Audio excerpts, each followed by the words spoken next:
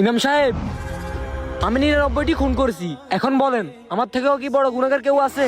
হ্যাঁ আছে, তোমার থেকেও বড় গুনাহগার আছে। ও এখন ওই বড় জঙ্গলের মধ্যে আছে।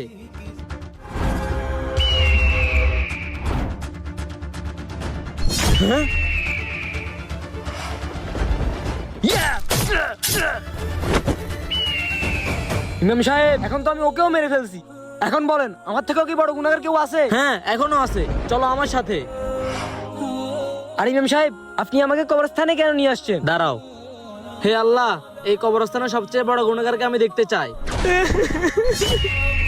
আর ইমাম সাহেব, এ কি আমার থেকেও বড় গুনাহগার? এ এমন কি গুনাহ করেছে যার কারণে এর এই অবস্থা?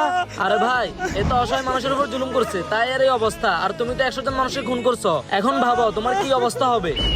এখনো সময় আছে, তুমি আল্লাহর কাছে তওবা করো।